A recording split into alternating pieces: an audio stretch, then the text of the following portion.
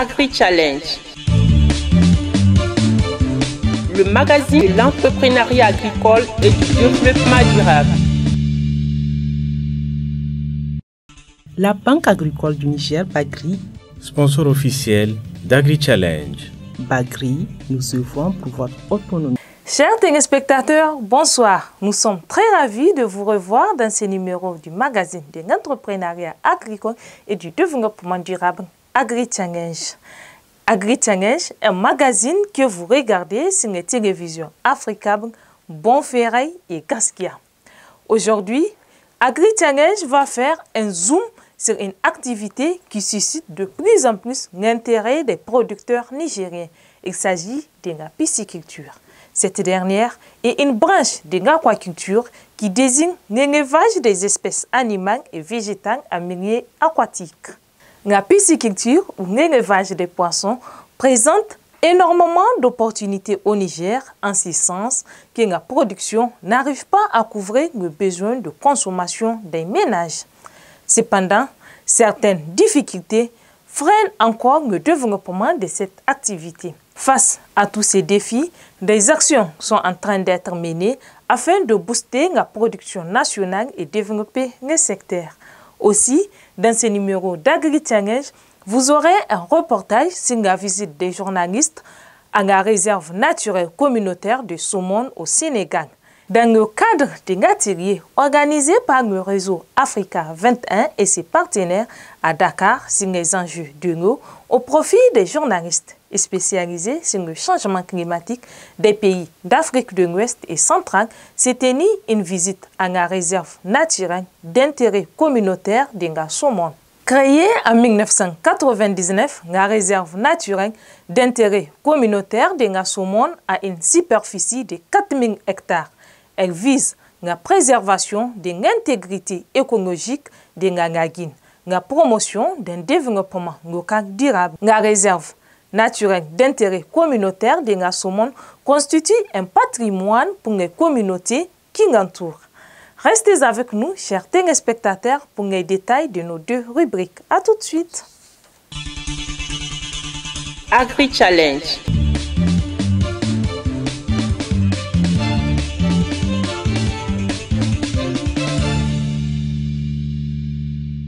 L'économie du Niger repose essentiellement sur le secteur rural qui contribue à plus de 45% au PIB et offre de l'emploi à plus de 34% de la population, selon la stratégie nationale de développement durable de l'aquaculture. Le sous-secteur halieutique présente un potentiel d'environ 410 000 hectares de plans et cours d'eau favorables à l'aquaculture et particulièrement la pisciculture. La pêche depuis toujours et l'aquaculture de plus en plus contribuent pour une bonne part à la création d'emplois et de revenus.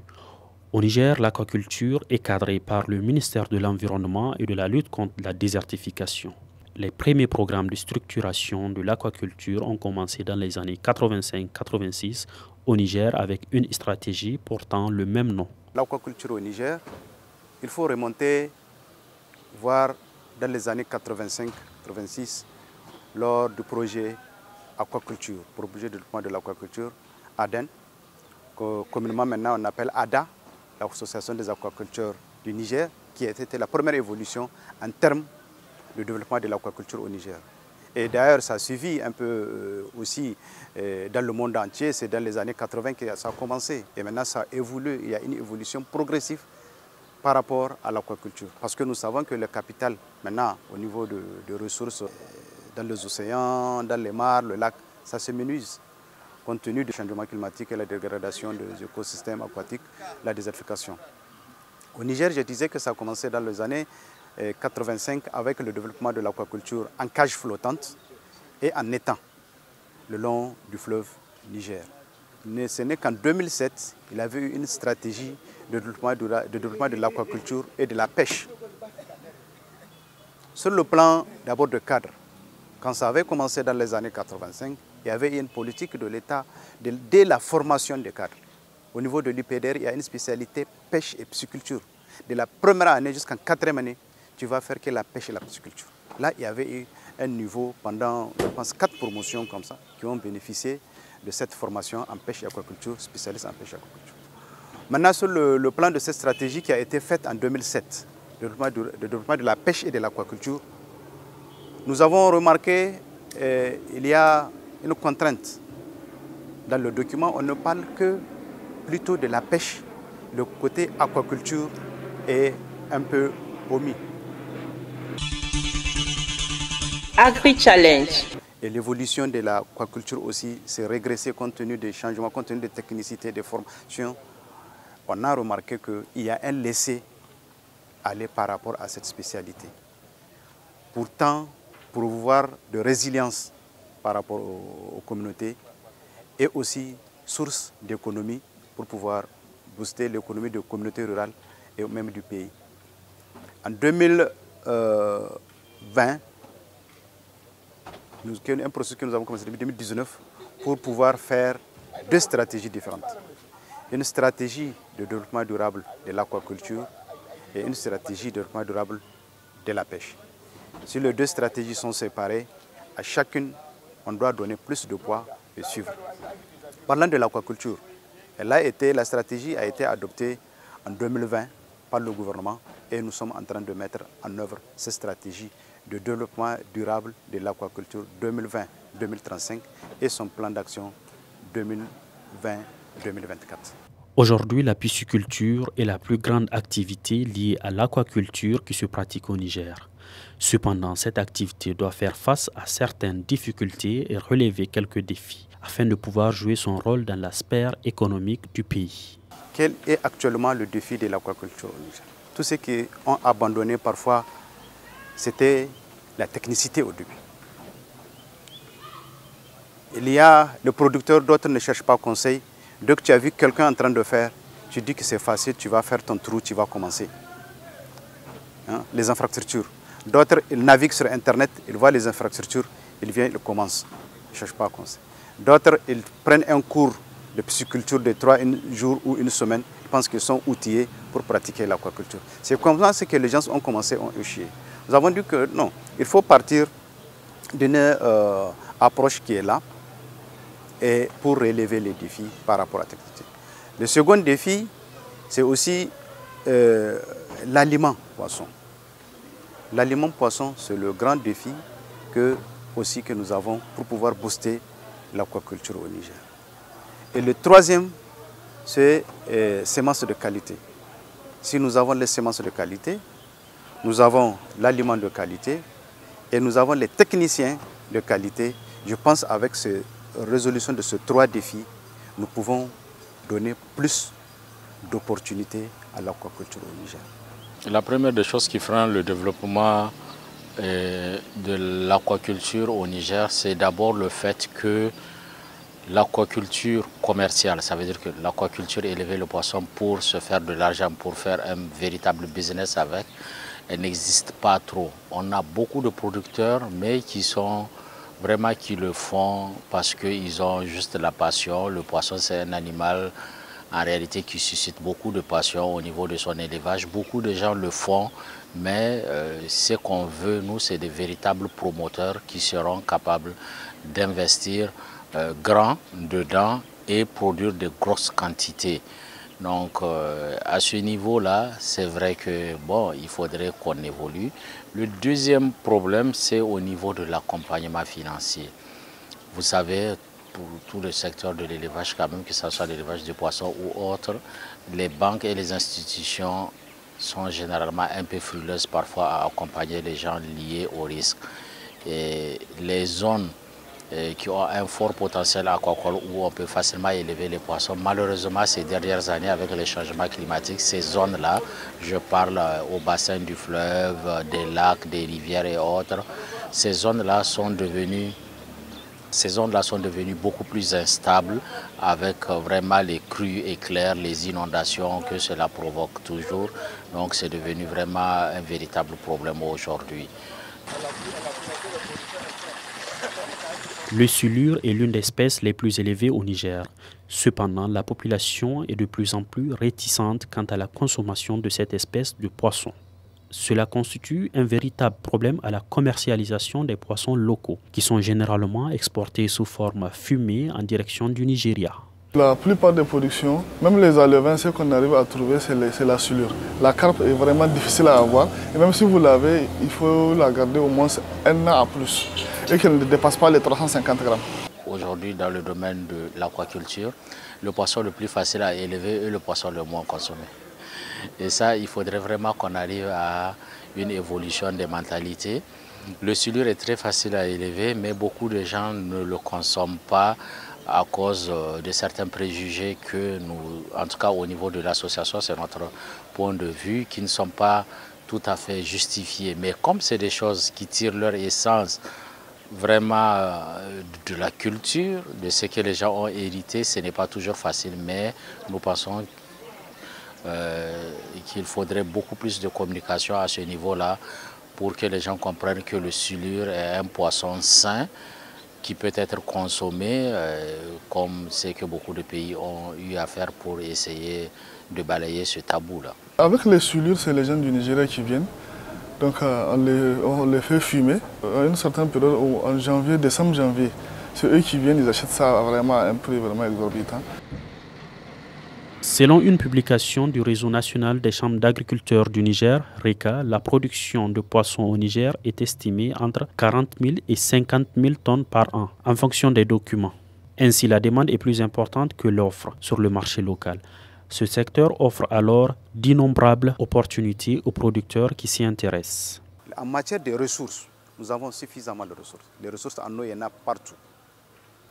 Vous n'êtes pas sans savoir, quand je parlais du désert, la réserve, c'est même une réserve mondiale de l'eau souterraine dans l'Aïr. Donc là, il y a la possibilité de développer l'aquaculture partout. La seconde opportunité, c'est que les gens commencent à maîtriser, il y a eu différentes formations aussi, à maîtriser un peu les infrastructures qu'il faut utiliser. Les infrastructures, les gens se faisaient juste des étangs, mais ils ont abandonné. On part directement au bassin piscicole, le bassin que j'allais dire que bétonné, le bassin bétonné, ou le bassin plastifié avec le plastique, ou le bassin hors sol. Ce sont là des infrastructures qui sont durables et qui sont facilement gérables. Une autre opportunité qu'on a, le Niger, on a le soleil.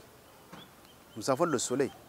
Et le soleil, c'est une opportunité que nous avons pour alimenter nos infrastructures en l'énergie solaire. Il faut de l'énergie pour pouvoir faire l'aquaculture. Et troisième opportunité, nous avons les espèces qui supportent les climats que nous avons. Les espèces qui sont généralement élevées au Niger, c'est l'Eurochromis niloticus, c'est le Clarias gariepinus. Ce sont les deux principales que communément on appelle silure pour le Clarias, ou Desi, ou Bakinkihi, et l'Eurochromis niloticus qu'on appelle Fotforu ou Gargasa en Hausa. Donc ce sont les deux principales espèces et nous avons ça d'une manière génétique ici. Nous avons les opportunités parce que avec l'appui de différents partenaires, plusieurs projets maintenant ont implanté des machines à production aliments poissons. Ici à Némé, à Zander, à Maradi, à Tilaberi et à Agadez. Et même à Difa, où il y a même un marché à poissons, à l'intérieur, une machine de production aliments poissons. Actuellement, nos ressources halieutiques, ça veut dire que le poisson qui est produit au Niger par la pêche, d'abord, les captures, et par l'élevage du poisson n'arrive plus de toute façon à satisfaire la demande. Et on continue à importer près de 40 milliards en produits halieutiques, ce qui est énorme. Qu'est-ce que cela veut dire? Ça veut dire que la possibilité est là pour celui qui veut en tout cas se faire de l'argent dans ce business-là. En tout cas, la possibilité est là. Aujourd'hui, il suffirait en tout cas d'avoir la disponibilité en eau. On en a assez au Niger, on a le fleuve sur 550 km, on a des mares, on a des lacs et aussi on a l'eau souterraine qu'on peut utiliser dans le domaine de l'aquaculture. Donc le potentiel il est là, seulement il faudrait maîtriser vraiment les itinéraires techniques liés à la production de poissons. Il ne suffit pas juste de le mettre dans l'eau pour récolter le poisson, mais il y a un savoir-faire derrière cela et vraiment il faudrait avoir ce savoir-faire-là pour pouvoir faire ce business-là avec succès. Dans le cadre de la mise en œuvre de la stratégie nationale de développement durable de l'aquaculture, SNDA 2020-2035, la direction de la pêche et de l'aquaculture a organisé le 25 août une session de formation aux acteurs de la pisciculture des régions de Niamey et Tillabéri. Cette rencontre a servi de cadre à la présentation de la dite stratégie aux participants. Notre stratégie doit répondre aux 3 A. A levain, qui est donc le poisson, et aliments et appui en technicité. Et quand on parle de technicité, c'est la formation fait partie du renforcement de capacité. Effectivement, il y a beaucoup de partenaires qui sont en train de nous accompagner ou qui nous ont accompagnés déjà, même dans le fait d'installer ces machines-là. La formation, c'est ce qui s'est inscrit dans notre stratégie. Pourquoi? Parce que la base de cette stratégie, c'est la FAO avec un TCP qui était l'approche fermier à fermier. Et cette approche fermier à ferme, c'est ça que nous voulons un peu redévelopper le long du fleuve Niger et à l'intérieur du pays. Nous avons rassemblé les producteurs de la zone de Niamey et de Tillabéri et les techniciens qui les accompagnent dans le cadre d'un partenariat qu'on a fait avec le PRK. Le PRK, c'est un projet d'appui à l'autonomisation économique des réfugiés et des communautés d'accueil. Donc c'est eux qui nous ont financé cette action pour les accompagner à pouvoir développer l'aquaculture qui va permettre même aux communautés d'accueil de survivre. Et s'il y a des réfugiés aussi, ils ont déjà expérimenté. Nous les avons accompagnés à Yerou où ils ont vu le résultat palpable de cette approche. On prend un aquaculteur noyau ou bien des aquaculteurs noyaux et des aquaculteurs satellites. Nous nous basons sur les aquaculteurs noyaux. Nous formons les aquaculteurs noyaux qui sont là. On forme les aquaculteurs noyaux et autour d'eux, de leur rayon, ceux qui produisent dans leur zone, nous les appelons des aquaculteurs satellites qui vont apprendre avec eux quand l'application est reçue. Dans le champ école, c'est la même chose. Et le champ école, quand vient, nous avons fait le diagnostic. Dans chaque ferme, voilà le problème qui se pose. Et par rapport au problème qui se pose, il faut amener une solution. Quand nous amenons la solution ensemble avec le fermier, quand nous avons réussi à résoudre le problème qu'il a évoqué, lui, on fait des voyages d'échange d'expérience pour que les autres viennent voir ce qu'il a fait, qui sont de Difa, d'Agadez, ou partout où le projet Pimelin intervient. Et même là où il n'intervient pas en termes de formation, nous, en domaine de la pêche, on nous est accordé. C'est les 2 zones, Maradi et Dosso. L'aquaculture en général et particulièrement la pisciculture constitue un secteur important pour la création de richesses et le développement du secteur halieutique du Niger. Cependant, plusieurs défis et obstacles freinent le développement de cette activité qui représente une grande opportunité pour le pays qui possède plus de 410 000 hectares de plans et cours d'eau. Plusieurs acteurs interviennent pour contrecarrer ces défis et atténuer les difficultés liées à cette activité. Ceci afin de promouvoir la pisciculture commerciale nigérienne, contribuer au développement de l'activité et booster sa contribution à l'économie nationale. Agri-Challenge.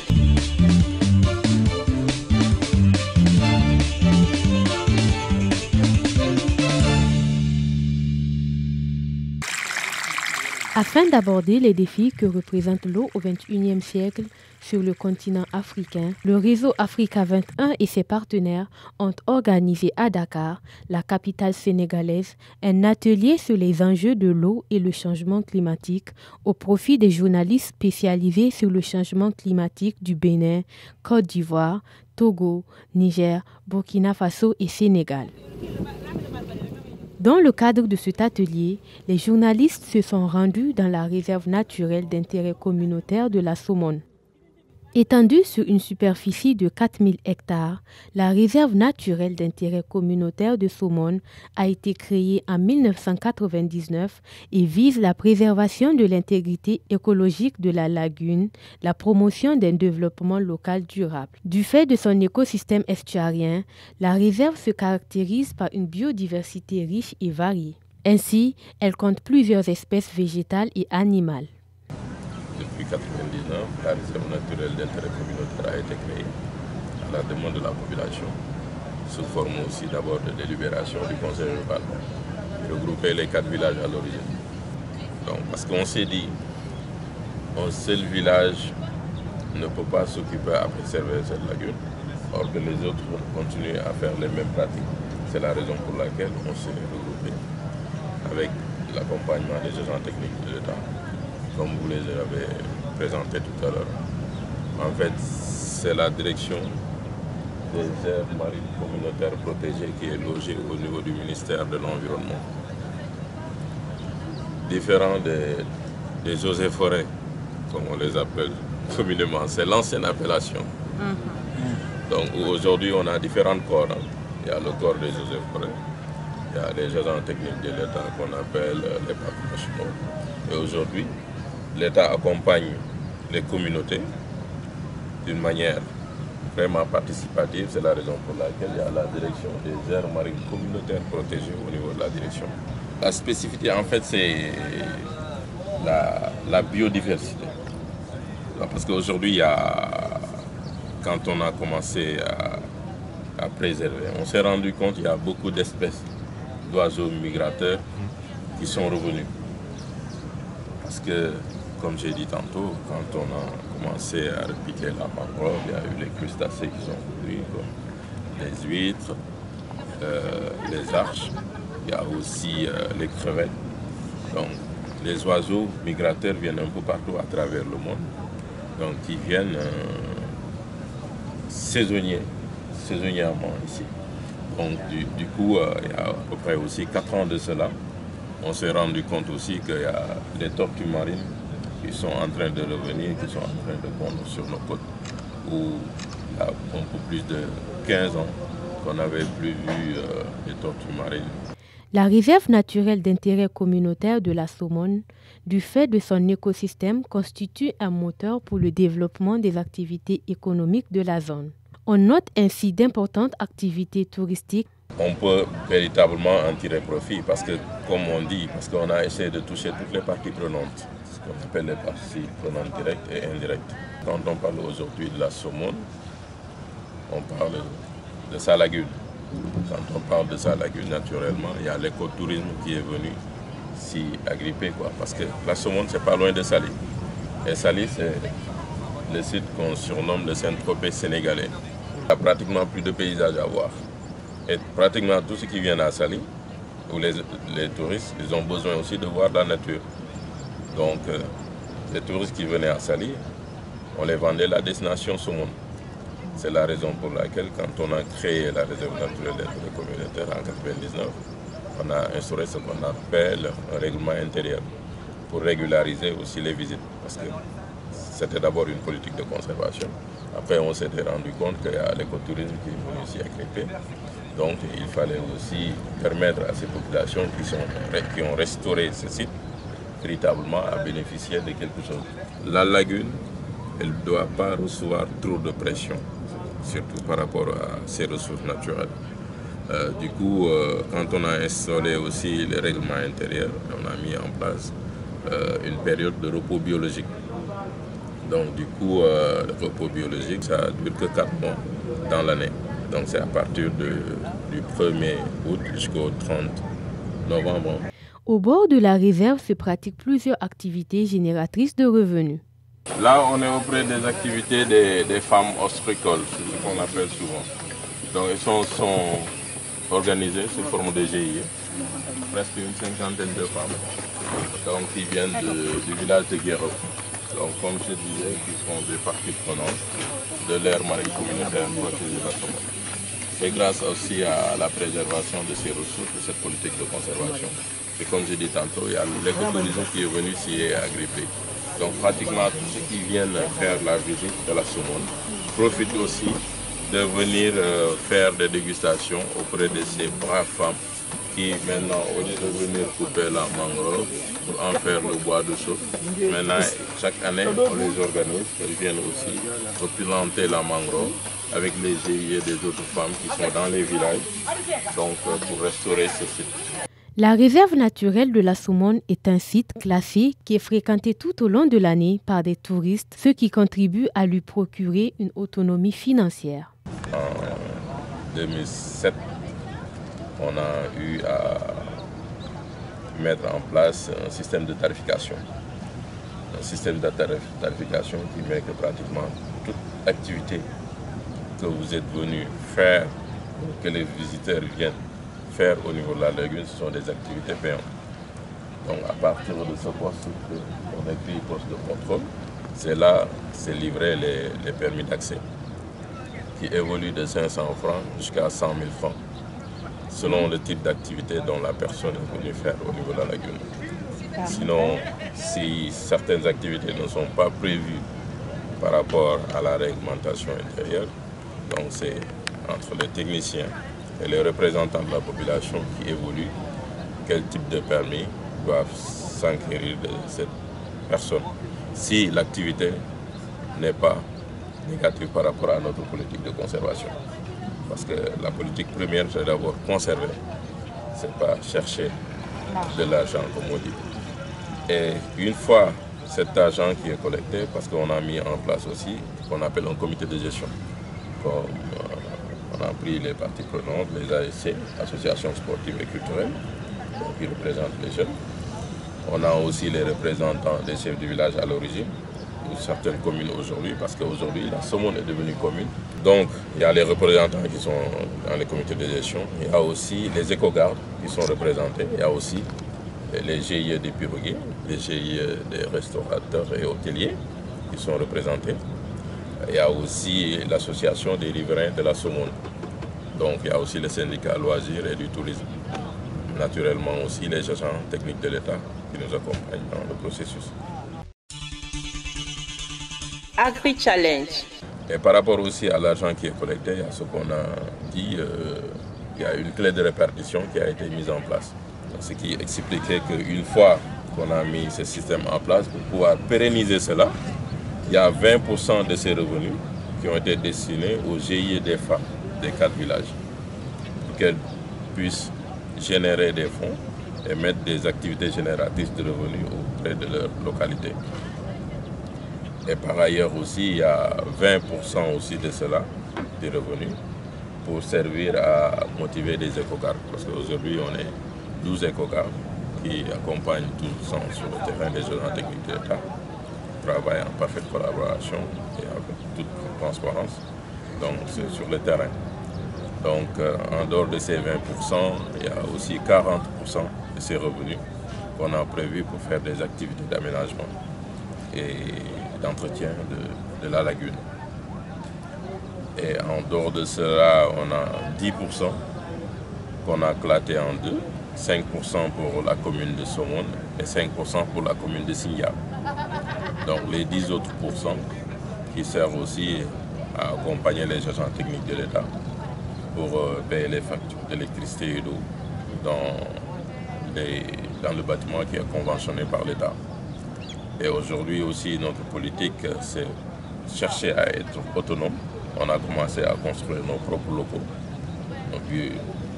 un observatoire. Donc on est en train de faire qui est à proximité de la lagune. Donc c'est pour mieux être proche de l'air que nous protégeons, pour garantir davantage la sécurité et par ailleurs être beaucoup plus observant par rapport à la ressource.